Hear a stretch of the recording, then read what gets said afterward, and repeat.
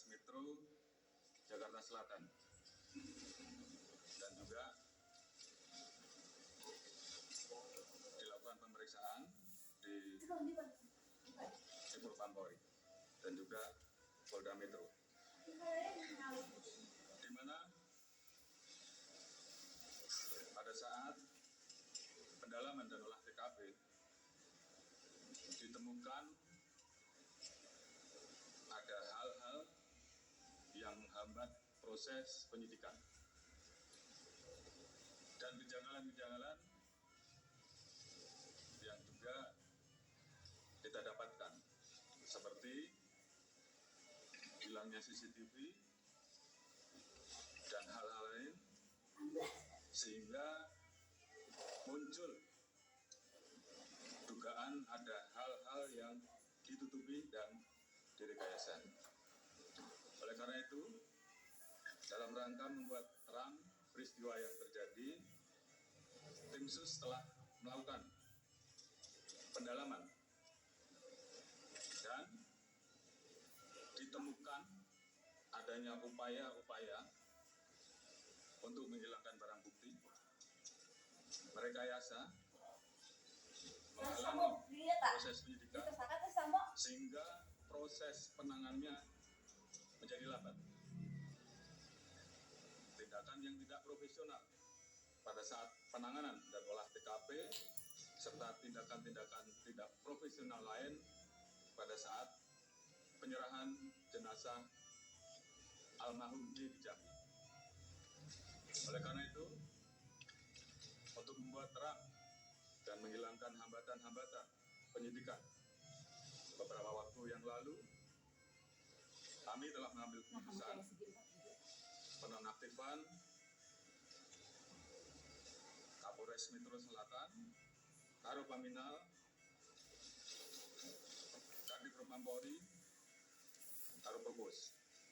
Kemudian tim sus juga telah melakukan pemeriksaan terhadap pelanggaran kode etik profesi Polri ataupun tindakan untuk merusak, menghilangkan barang bukti, mengaburkan, dan merekayasa dengan melakukan mutasi ke Yanma Polri, dan saat ini semuanya dilakukan pemeriksaan. Kemarin ada 25 personil yang kita periksa dan saat ini bertambah menjadi 31 personil. Kita juga telah melakukan penempatan khusus kepada 4 personil beberapa waktu yang lalu, dan saat ini bertambah menjadi 11 personil Polri, terdiri dari 1 bintang 2, 2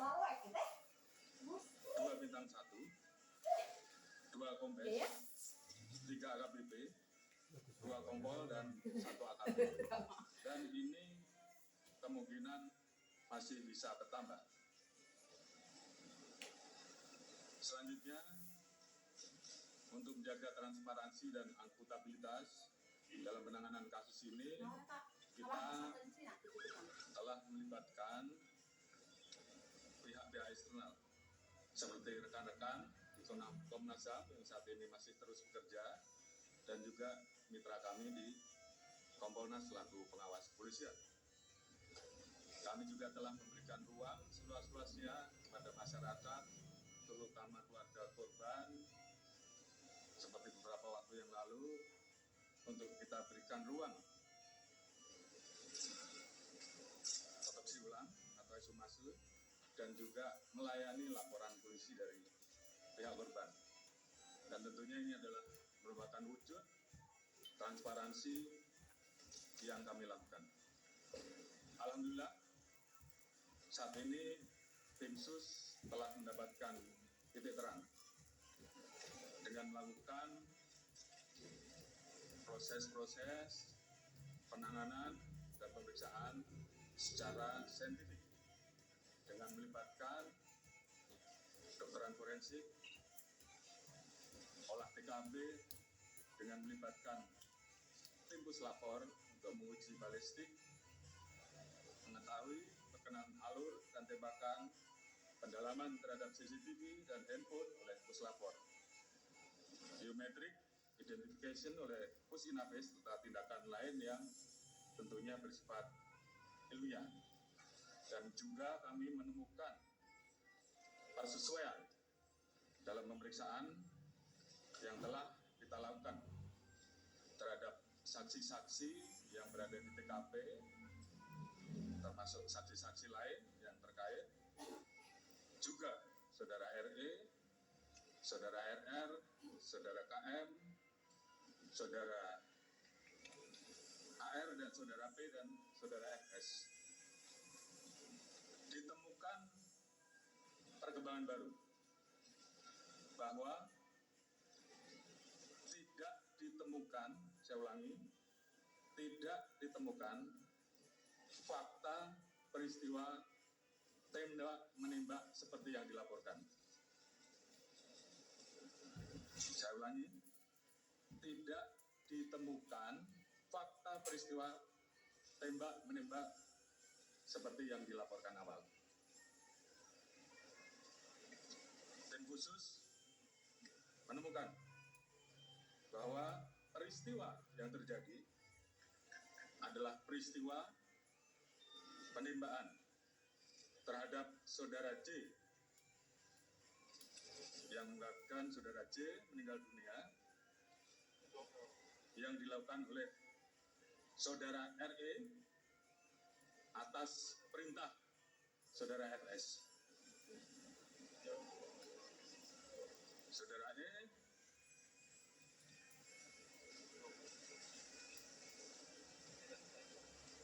telah mengajukan GC dan saat ini itu juga yang membuat peristiwa ini menjadi semakin terang.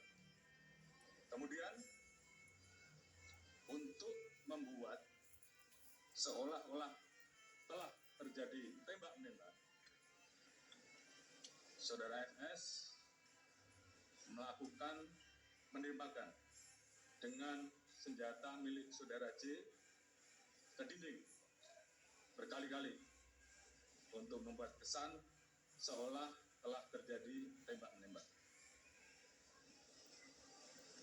Terkait apakah saudara FS menyuruh ataupun terlibat langsung dalam penembakan, saat ini tim terus melakukan pendalaman terhadap saksi-saksi dan pihak-pihak yang terkait. Kemarin kita telah tetapkan 3 orang tersangka, yaitu saudara RE, saudara RR, dan saudara KM. Tadi pagi dilaksanakan gelar perkara dan tim sus telah memutuskan untuk menetapkan saudara FS sebagai tersangka. Saya ulangi, tim sus telah menetapkan saudara FS sebagai tersangka terkait dengan pasal apa yang disangkakan dan proses penyidikannya nanti akan dijelaskan secara khusus oleh Pak Kabar Eskrim selaku tim penyidik dan juga beberapa hal yang memang akan dijelaskan oleh Pak Irwasum sebagai ketua tim sus yang mengawali bagaimana proses ini menjadi terang benderang.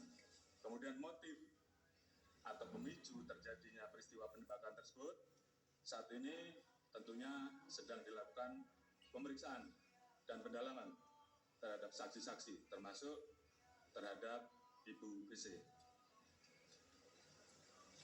Terkait dengan penanganan oleh tim khusus, terkait dengan proses dugaan pelanggaran terhadap kode etik ataupun pelanggaran tindak pidana lain yang ditemukan selain peristiwa utama, nanti akan dijelaskan secara khusus oleh Pak Irwasum. Dan juga tentunya ada beberapa proses yang akan terus kami lakukan untuk melakukan audit. Mungkin selanjutnya saya serahkan kepada Pak Irwasum untuk mungkin bisa menyampaikan beberapa hal. Silakan.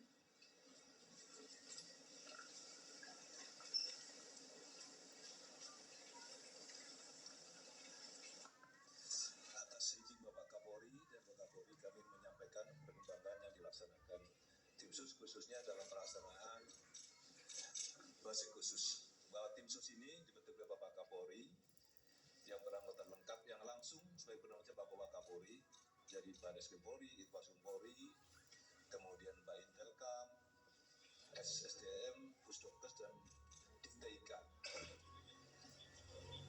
Kemudian Bapak Kapolri selalu menekankan pada saat rapat beliau menyampaikan kedepankan scientific crime investigation. Saya memahami dan tim sus memahami kepada para media dan masyarakat selama 1 minggu pertama dibentuk, kami memahami seolah-olah tim sus tidak bergerak. Kami memahami itu. Karena apa yang diutarakan Bapak Kapolri tadi memang benar. Kami mengalami kesulitan karena pada saat pelaksanaan olah TKP awal dilaksanakan tidak profesional, kurang profesional, dan beberapa alat bukti pendukung sudah diambil. Selama 1 minggu kami bergerak mendalami, kemudian kami mendapatkan informasi intelijen dari Baintelkam Polri bahwa dijumpai ada beberapa personil yang diketahui mengambil CCTV dan yang lain-lainnya. Oleh karena itu, Itpasum membuat surat perintah gabungan dengan melibatkan Dipropam Polri dan Baris Krim Polri telah melaksanakan pemeriksaan khusus kepada 56 personil Polri. Dari 56 personil Polri tersebut terdapat 31 personil Polri yang dari Bapak Kapolri sampaikan yang diduga patut duga melanggar kode etik profesional Polri atau KKEP. Kemudian yang melakukan pelanggaran, tadi Bapak Kapolri sudah menyampaikan 11 dilaksanakan penempatan khusus yang 3 perwira tinggi ditempatkan di Mako Brimob Polri. Ada hal yang menonjol pada saat pelaksanaan pemeriksaan khusus ini terhadap Barada RE yang bersangkutan pada saat dilaksanakan pemeriksaan mendalam ingin menyampaikan unek-unek. Dia pengen menulis sendiri. Tidak usah ditanya Pak, saya menulis sendiri. Yang bersangkutan menulis dari awal bahwa dia melakukan adalah yang bersangkutan. Dengan dilengkapi dengan cap jempol dan materai. Dari itulah pemeriksaan Riksus karena sudah ada unsur pidananya, maka kita limpahkan kepada Baris Krim Polri untuk melakukan tindakan penyidikan lebih lanjut. Termasuk juga kepada Bribka RR pada saat dilaksanakan penyidikan pemeriksaan khusus juga demikian. Adanya dugaan tindak pidana maka juga kami limpahkan kepada Baris Krim Polri untuk dilakukan pemeriksaan lebih lanjut. Kemudian kemarin kami melapor kepada Kapolri bahwa tim sus seluruhnya melaksanakan pemeriksaan mendalam kepada FS di Makobrimob. Setelah dilakukan pemeriksaan mendalam, maka juga telah ditemukan bukti yang cukup bahwa FS adalah melakukan tindak pidana. Maka dari Pak Kapolri sudah menyampaikan setelah gelar maka dan sudah tetap sebagai tersangka. Oleh karena itu, kami menjelaskan bahwa 31 personil yang melanggar kode etik Polri dari Baris Krim Polri ada 2 personil, 1 pamen, perpangkat pamen dan 1 pama. Di Propam Polri ada 21 personil, perwira tinggi 3, perwira menengah 8, perwira pertama 4 personil, bintara 4, dan tamtama 2 personil. Kemudian personil Polda Metro Jaya sementara ada 7 personil, perwira pangkat menengah 4 personil, dan perwira pertama 3 personil. Rekan-rekan sekalian, tim sus akan melakukan pengkajian untuk gabungan dengan di Propam Polri terhadap personil-personil yang diduga melakukan kode etik. Kalau nanti ada unsur pidananya, juga kita limpahkan lagi kepada Baris Krim Polri. Tetapi kalau hanya melakukan kode etik, maka tentu di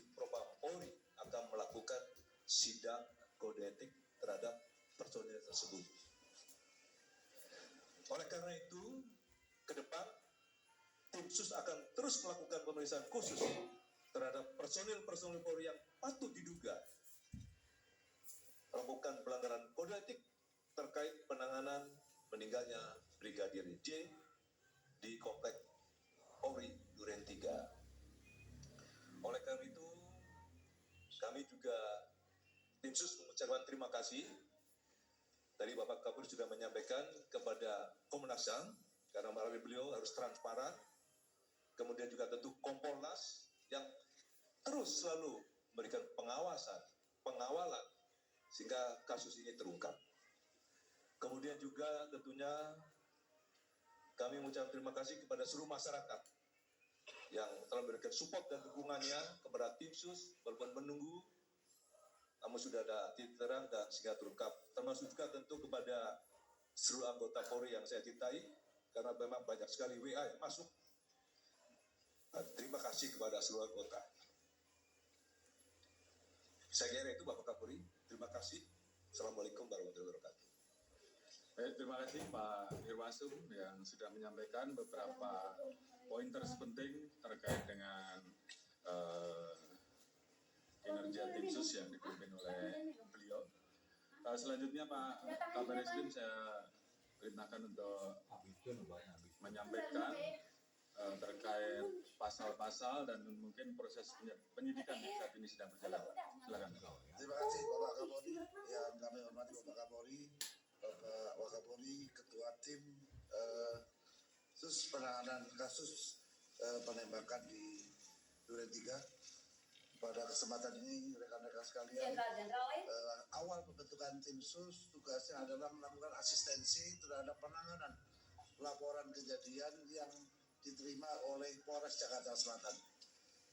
Kemudian mulai bekerja tanggal 12 Juli, kami melakukan olah TKP selama 4 hari berturut-turut untuk mempelajari situasi dan kondisi TKP secara umum sampai hal-hal yang bersifat khusus, yang melibatkan laboratorium forensik Polri, yang melibatkan Inafis Barreskrim Polri dalam rangka untuk memperoleh gambaran yang seterang-terangnya tentang situasi kejadian pada saat tanggal 8 Juli di mana dilaporkan ada kejadian tembak-menembak yang terjadi antara Brigadir Joshua dan Baradae yang mengakibatkan Brigadir Joshua meninggal dunia. Kemudian kami melaksanakan analisa, tim bekerjasama melaksanakan analisa terhadap hasil pemeriksaan atau otopsi yang dilaksanakan oleh kedokteran forensik Polri. Kita cek hasil otopsinya seperti apa, perkenaan tembakannya seperti apa, ada atau tidak penganiayaan yang dilakukan, ada enggak luka lain selain luka tembak, sehingga kita bisa memperoleh gambaran dari TKP dan hasil analisa terhadap hasil otopsi yang sudah dilakukan. Kemudian pada saat kita melaksanakan olah TKP, kita juga berusaha untuk mencari sidik jari dan DNA di seluruh lokasi yang kemungkinan menjadi aktivitas orang-orang yang ditemukan pada saat pertama kali ada kejadian. Yaitu ada 5 orang, ada Ibu Putri, ada Pak Sambo, ada Kuat, ada Ricky dan Richard, serta korban Joshua. Sehingga ini dijadikan pijakan awal bagi tim sus untuk melakukan langkah-langkah penyidikan. Karena apa? Karena laporan daripada keluarga korban Joshua ini baru dilaporkan kepada Mabes Polri pada tanggal 18 Juli. Artinya kita menangani perkara ini dalam proses penyelidikan dan penyidikan untuk mengungkap kasus ini adalah pada saat mulai laporan diberikan oleh keluarga korban Brigadir Joshua ke Mabes Polri pada saat tanggal 18. Kita langsung melaksanakan pemeriksaan ke Jambi. Saat ini kita sudah periksa lebih kurang 47 saksi yang terkait dengan kejadian ini. Kemudian kita juga memperoleh ya tadi Pak Irwasum sudah menyampaikan beberapa kendala yang ditemukan selama proses penyidikan dan penyelidikan yang dilakukan, dan syukur alhamdulillah dengan kegigihan daripada seluruh tim yang bekerja, karena mungkin melihat ancaman hukuman pasal 338 Yunto 5556 KUHP cukup tinggi, karena yang bersangkutan tidak merasa memiliki kepentingan sendiri. Oleh karena itu Baradae ini membuat pengakuan yang disampaikan kepada penyidik setelah dilakukan pemeriksaan secara maraton, dan itu terjadi kepada tersangka-tersangka lainnya sampai bisa mengungkap tapir kejadian yang selama ini menjadi tanda tanya masyarakat.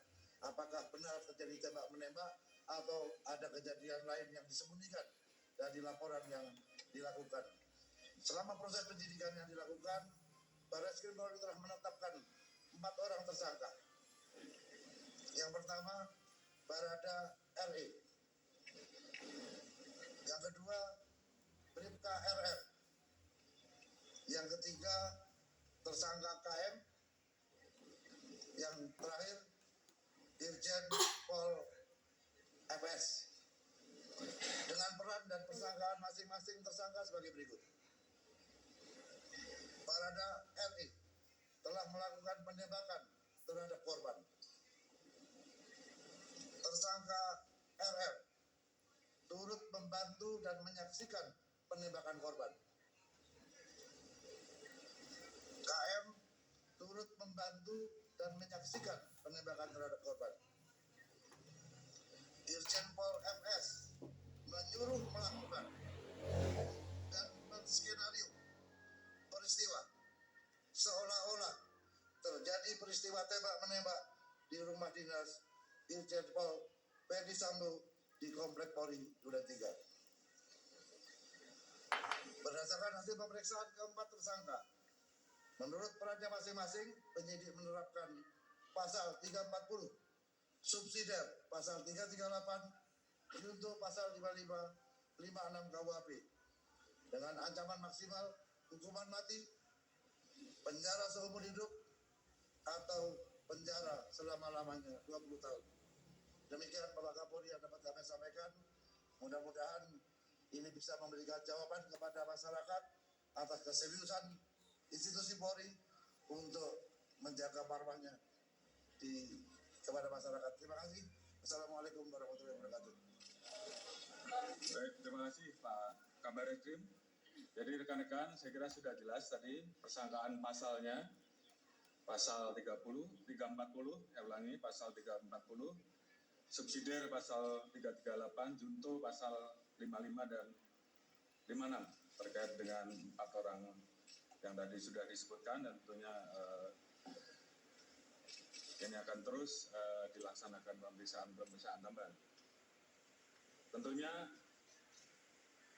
langkah-langkah dari tim sus ini adalah merupakan wujud komitmen Polri untuk mengusut tuntas perkara ini secara akuntabel, jujur, terbuka, transparan, sesuai dengan harapan masyarakat dan arahan Bapak Presiden untuk mengusut tuntas. Jangan ragu-ragu, jangan ada yang ditutup-tutupi, ungkap kebenaran sehingga dapat dipertanggungjawabkan kepada publik.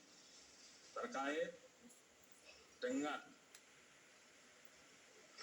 hambatan upaya untuk menghilangkan barang bukti, saya minta kepada tim sus juga lakukan pemeriksaan terhadap saudara FS. Apakah ada perintah dari yang bersangkutan, dan tolong segera laporkan hasilnya. Kemudian tentunya tim sus sekarang bagus nih, sudah menjadi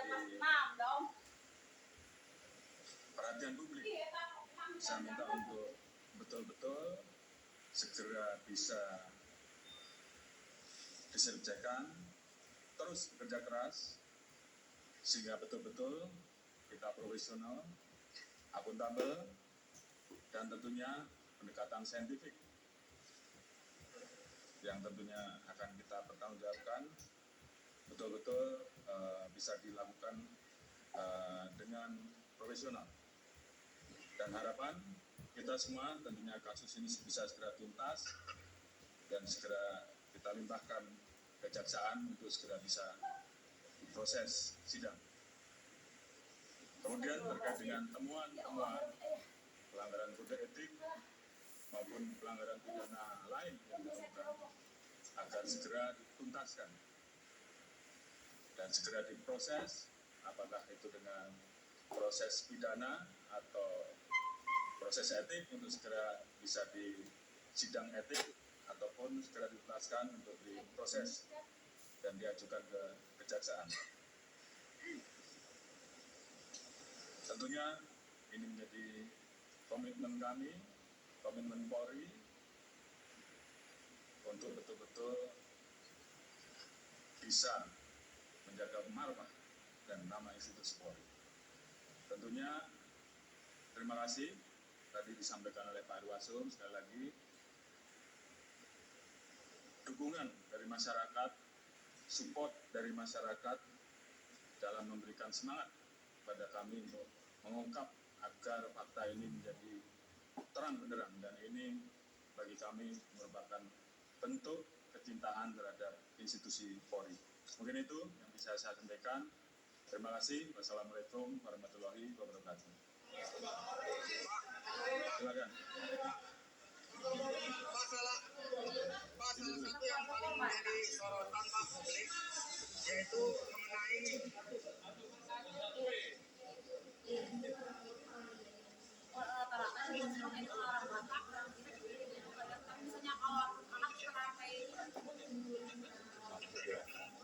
biasa juga orang nyata ini barang biasa. Tapi bisanya yang kalau anak juga karanjara di bahwa terkait dengan motif saat ini sedang dilakukan pendalaman terhadap saksi-saksi dan juga terhadap ibu putri. Jadi saat ini belum bisa kita simpulkan. Namun yang pasti ini menjadi pemicu utama terjadinya peristiwa pembunuhan. Untuk apa kesimpulannya